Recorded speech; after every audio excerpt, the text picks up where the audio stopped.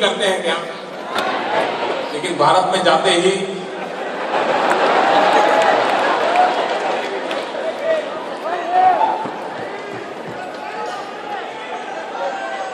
ये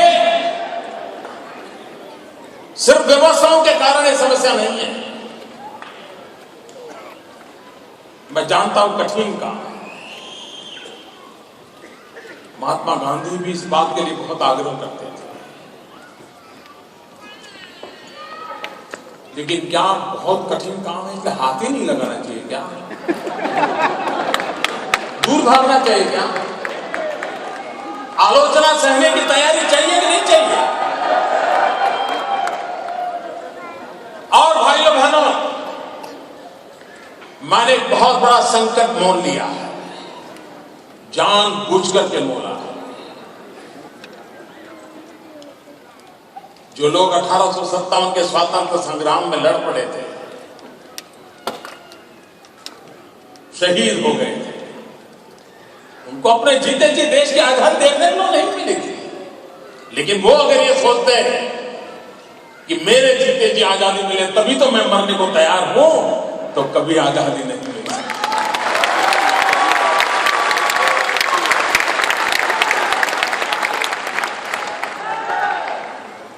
अगर 125 करोड़ देशवासी तय करें तो दुनिया के सामने ये जो हमारी छवि बिगड़ी हुई है उसको भी हम बराबर साफ सुथरा बना सकते हैं। और इसलिए मैंने इस काम को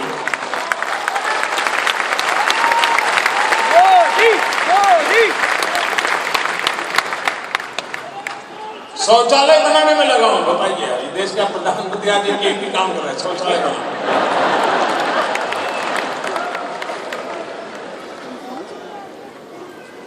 खास करके हमारी माताओं बहनों की डिग्निटी, गांव के अंदर आज भी खुले में शौचालय जाना पड़ रहा है, मन में दर्द होती, शर्मिंदगी महसूस। और मैं भी आपसे अनुरोध करता हूं, ईश्वर ने आपको बहुत कुछ दिया है, आप पूंजीपति नहीं होंगे, लेकिन 2 टन अच्छे ढंग से खाना तो जरूर खा सकते हैं। आप भी अपने गांव में, जहां के आप मूल रहने वाले हैं, इस काम में कुछ योगदान दे सकते हैं तो जरूर दीजिए। मैं आपको निमंत्रण देता हूं।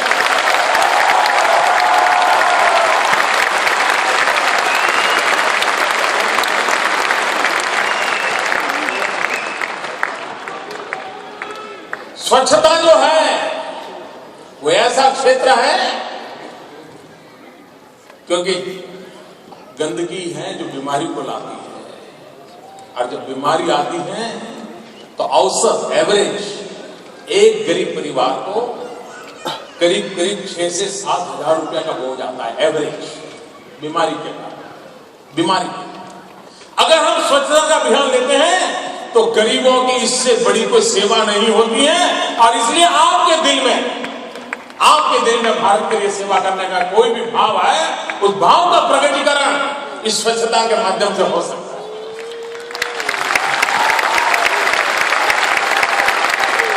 और इसलिए मैं बहुत पहले जब ऑस्ट्रेलिया आया था, यहाँ काफी मेरा मिलना जुला हुआ, कई बार आना हुआ है, यहाँ के लोगों से मिलता था, बात करता था। तो मुझे कई लोग पूछते थे, ऑस्ट्रेलिया से आप क्या सीखेंगे, आप क्या कहेंगे, हमें ऑस्ट्रेलिया से क्या सीखना चाहिए। एक बात मेरे मन को हमेशा छूती थी, और वो थी dignity of labour.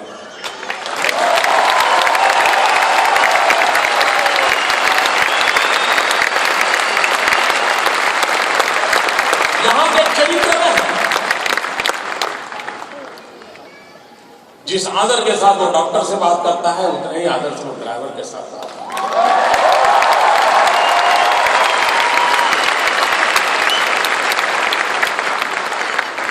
Research scientist के नाते काम करता है तो कभी करता है वीकेंड पर ड्राइविंग करूंगा तो वीकेंड पर ड्राइविंग करने चला जाता है और टैक्सी चलाता है। ये डिग्निटी ऑफ लेबर, ये ऑस्ट्रेलिया से सीखने वाला विषय है।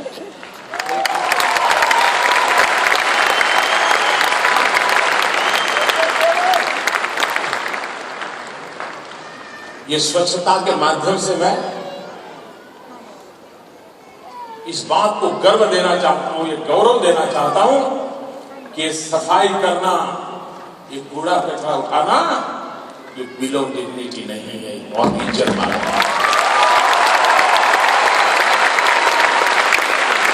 और हम भारत में हम लोगों का स्वभाव क्या हो गया है, अगर कोई अपने घर कूड़ा कचरा उठाने के लिए आ जाए तो हम क्या कहते हैं, कचरा वाला आया है। हकीकत वो कचरे वाला नहीं है, वो सफाई वाला है।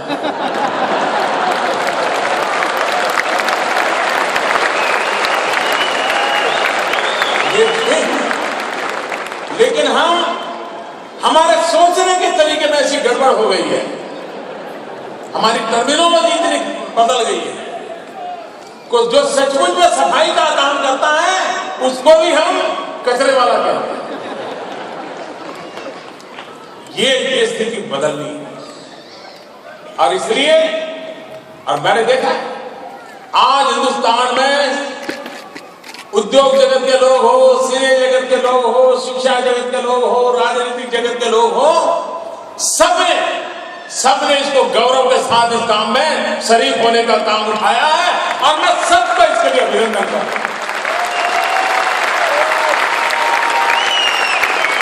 काम कठिन, दिवाली में भी अपना 2 कमरे का घर भी साफ करना है तो हफ्ता लग जाता है, तो इतना बड़ा हिंदुस्तान साफ करना है तो कितना समय लगता है। और इसलिए हमने कहा है 2019 महात्मा गांधी की 150वीं जयंती आ रही है। महात्मा गांधी ने हमें आजादी दी, हम गांधी को क्या दें, कम से कम साफ सुथरा हिंदुस्तान तो उनको चरणों में खड़े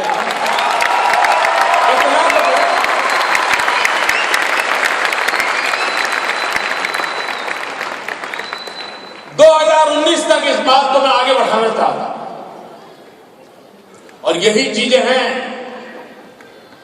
अगर बीमारी जाती है तो गरीब को फायदा होता है, लेकिन स्वच्छता आती है तो टूरिज्म इतना तेजी से बढ़ेगा जिसकी हम कल्पना नहीं कर सकते। हिंदुस्तान के पास क्या नहीं है दुनिया को देने के लिए, दिखाने के लिए।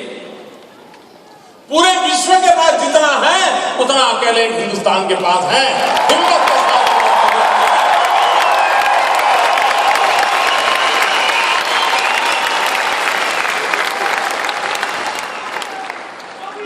मिजाज भी तो चाहिए, दम भी तो चाहिए, अपने आप पर भरोसा भी करना चाहिए। इतनी चीज पुरातन चीजें हमारे पास है, विश्व को हम आकर्षित कर सकते हैं, लेकिन शुरुआत ही ऐसी होती है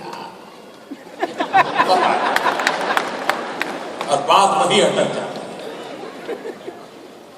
दुनिया से हम इन्वेस्टमेंट चाहते हैं, हम मेक इन इंडिया का अभियान लेकर के बैठे हैं। मैं चाहता हूं विश्व भारत की धरती पर आए, मैन्युफैक्चरिंग सेक्टर में आए, क्योंकि हमारा मकसद एक है, मेरे देश के नौजवान को रोजगार मिले। हमारी सारी नीतियों के केंद्र बिंदु में नौजवान के लिए रोजगार है। जॉब क्रिएशन कैसे हो, और इसके लिए हम दुनिया को कह रहे हैं आइए भारत में पूंजी लगाइए। जिस देश के पास इतने नौजवान हो, वो देश के नौजवान अपने कौशल्य के द्वारा, अपने सामर्थ्य के द्वारा दुनिया को क्या कुछ नहीं दे सकते हैं। और इसलिए मेक इन इंडिया अभियान हमने चलाया, और उसके लिए नियमों में, कानूनों में, व्यवस्थाओं में बहुत बड़ा तेजी से बदलाव ला रहे हैं। गुड गवर्नेंस से सबसे बड़ी आवश्यकता है। लेकिन पूंजी निवेश के लिए भी कोई आएगा तो सबसे पहले उसके यहां जो लोग आते हैं, सीईओ लाएगा, टॉप मैनेजर्स लाएगा, मैनेजर्स की लाए, वो पहले पूछते भाई क्वालिटी ऑफ लाइफ का क्या है। मैं जब गुजरात में मुख्यमंत्री था तो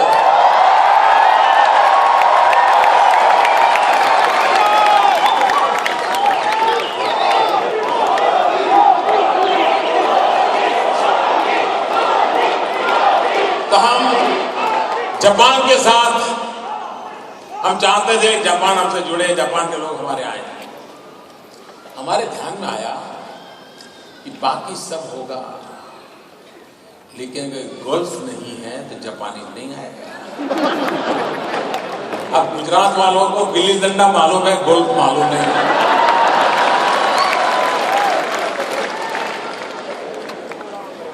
आगे अगर हमने प्राइवेट पार्टी को कहा, हमारे कहा भाई तुम गोल्फ के लिए कोई व्यवस्थाएं करो, मुझे इन्वेस्टमेंट चाहिए। कहने का तात्पर्य यह है कि कोई भी पूंजी निवेश के लिए आता है तो वो उसके अपने प्रमुख लोगों के लिए मैनेजरल स्किल जिनका है तो क्वालिटी ऑफ लाइफ चाहता है। ये भारत की जिम्मेवारी बनती है कि उस क्वालिटी ऑफ लाइफ को लिए लोगों को ऑफर करे, ताकि पूंजी निवेश के साथ उसके जो लोग आए उनके जीवन को भी एक स्तर से रहने का अवसर मिले, अच्छी शिक्षा मिले, अच्छी हेल्थ केयर मिले, अच्छा जीवन जीने का अवसर मिले। इन सारी चीजें जुड़ी हुई। हम सिर्फ सरकार की नीतियां बनाएं और लोगों को कहेंगे ये टैक्स फ्री करेंगे, वो फ्री करेंगे, ये मुफ्त में देंगे, आप आ जाइए, दुनिया आती नहीं है। उसके लिए व्यवस्थाएं विकसित करनी पड़ती होती है, एनवायरमेंट बनाना होता है। मेक इन इंडिया के द्वारा हमने उस दिशा में प्रयास शुरू किया है। भारत की रेलवे हम सब गर्व कर सकते हैं, लेकिन वो वहीं अटकी पड़ी है। न नया 1 किलोमीटर रेल की पटरी पर डाली जाती है, न उसकी स्पीड बढ़ती है, न पैसेंजरों के लिए जगह बढ़ती है। पैसेंजर बढ़ रहे हैं तो अंदर नहीं तो ऊपर बैठते हैं। क्या इन स्थिति का उपाय नहीं है? क्या उपाय है? बड़ी हिम्मत के साथ हमने निर्णय किया है रेलवे में 100% फॉरेन डायरेक्ट इन्वेस्टमेंट के लिए। अब दुनिया में जो लोग इसको जानकार हैं, मैं निमंत्रित करता हूं, आइए। भारत में रेलवे के विस्तार के लिए इतनी संभावना है, रेलवे के विकास के लिए इतनी संभावना है, रेलवे में टेक्नोलॉजी अपग्रेडेशन के लिए संभावना है, और 125 करोड़ देशवासियों का मार्केट छोटी बात नहीं है जी। दुनिया में कई देश में रेलवे होगी, पैसेंजर नहीं मिलते होंगे।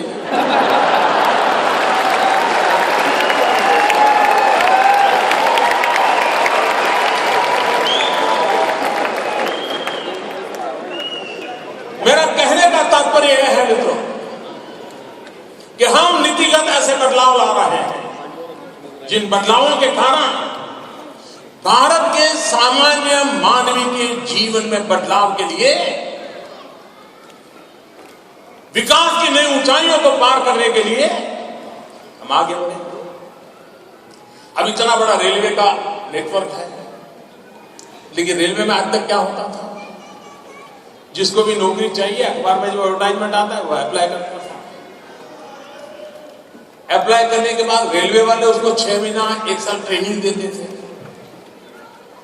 ट्रेनिंग आप जानते हैं, सरकारी स्तर पर ट्रेनिंग होती है तो क्या होता है,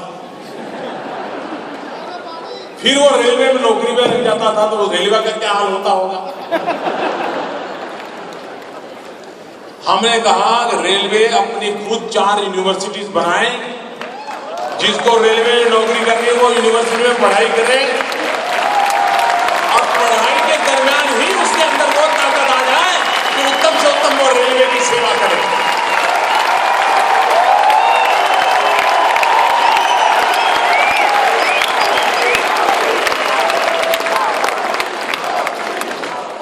टेक्नोलॉजी अपग्रेडेशन हो, रेलवे का एक्सपांशन हो, at the same time human resource development भी होना चाहिए। और इसके लिए एक और काम जो हमने उठाया है, क्योंकि दुनिया को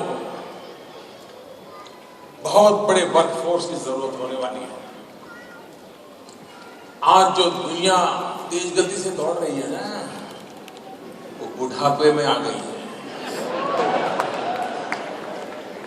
आज दुनिया के कई देश हैं जिसके पास आर्थिक सामर्थ्य है, लेकिन वर्कफोर्स नहीं है, और सिर्फ टेक्नोलॉजी के माध्यम से जीवन चलाना संभव नहीं है। कितनी ही टेक्नोलॉजी लाएं, लेकिन प्रॉपर वर्कफोर्स की जरूरत हर एक को रहने वाली है। और हम भाग्यवान हैं, सारे दुनिया को जितने वर्कफोर्स की जरूरत है पहुंचाने के लिए हमारे लोगों ने भरपूर काम किया है।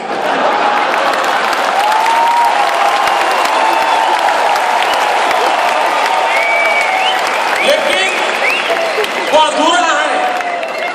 स्किल डेवलपमेंट आवश्यक है।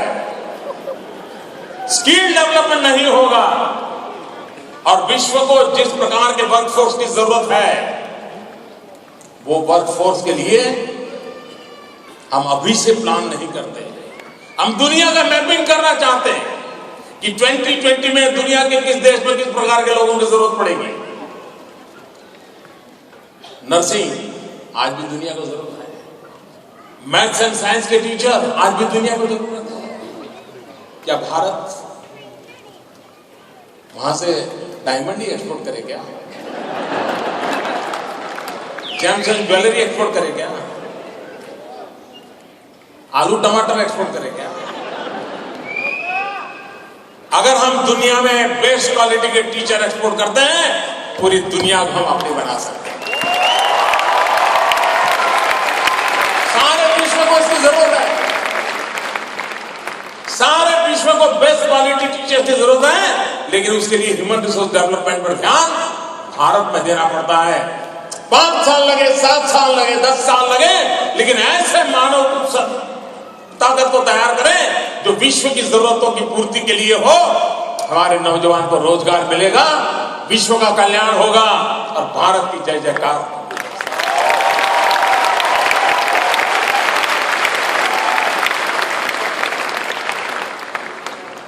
विकास की नई ऊंचाइयों को अगर पार करना है,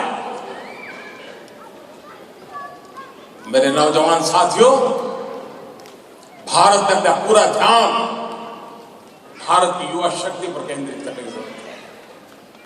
युवा शक्ति के भरोसे, उनके सामर्थ्य के भरोसे, उनकी टैलेंट के भरोसे हम दुनिया के अंदर भारत का लोहा मनवाने के लिए सामर्थ्यवान बन सकते हैं। और अब दुनिया जमीनी लड़ाई से चलने वाली नहीं है। हार जीत जमीनी लड़ाइयों से नहीं होने वाली। वो जगत समय बीत चुका है। अब बाहुबल से नहीं, दुनिया बुद्धिबल से चलने वाली है।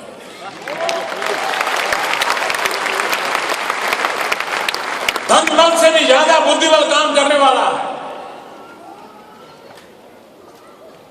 और उसके लिए सामर्थ्यवान नागरिकों को तैयार करना, सामर्थ्यवान नागरिकों के भरोसे विश्व की आवश्यकताओं को ध्यान में रखते हुए